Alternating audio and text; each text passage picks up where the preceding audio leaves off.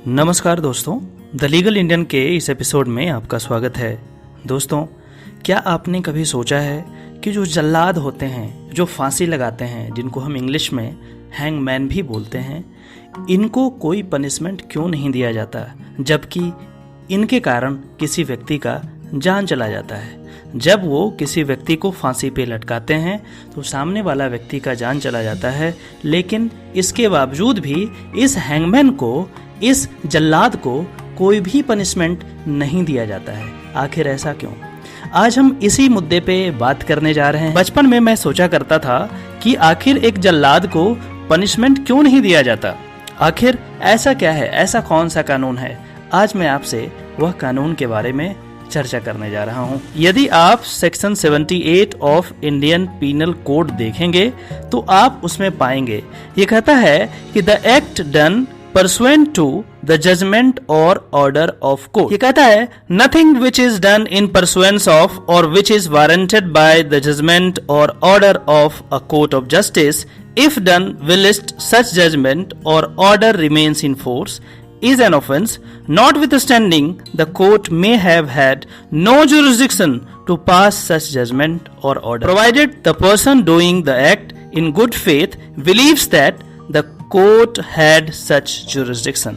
यदि हम हिंदी में देखें तो ये कहता है कि न्यायालय के निर्णय या आदेश के अनुसरण में किया गया कार्य, कोई बात जो न्यायालय के निर्णय या आदेश के अनुसरण में की जाए या उसके द्वारा अधिदिष्ट हो, यदि वह उस निर्णय या आदेश के प्रवृत्त रहते की जाए, अपराध नहीं है, चाहे उस न्यायालय को ऐसा निर्णय या आदेश देने की अधिकारिता न रही हो, परंतु यह तब जबकि वह कार्य करने वाला व्यक्ति सद्भाव पूर्वक विश्वास करता हो कि उस न्यायालय को वैसी अधिकारिता थी।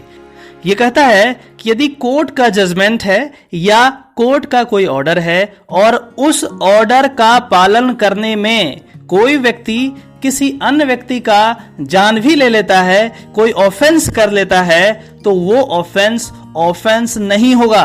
तो यहाँ पे एक जल्लाद क्या करता है? जल्लाद क्यों फांसी लगाता है? क्योंकि उसके पास कोर्ट का ऑर्डर होता है कि execute that person, hang till death. ये ऑर्डर उनके पास होता है, तो ये ऑर्डर होने के कारण ही वह उन्हें मृत्युदंड देता है, वह उन्हें फांसी पे लटकाता है। तो यहाँ पे ये बात बिल्कुल क्लियर है कि फांसी पे लटकाने का ऑर्डर माननीय न्यायालय से पास हुआ है और जो व्यक्ति फांसी दे रहा है, जो जल्लाद है, जो हैंगमैन है, यह उसका कर्तव्य है कि वह कोर्ट के ऑर्डर का पालन करे, और इसी कारण से इन्हें लॉ में प्रोटेक्शन दी गई है। अब इसमें एक और कंफ्यूजन को दूर करने का प्रयास किया है सेक्शन 78।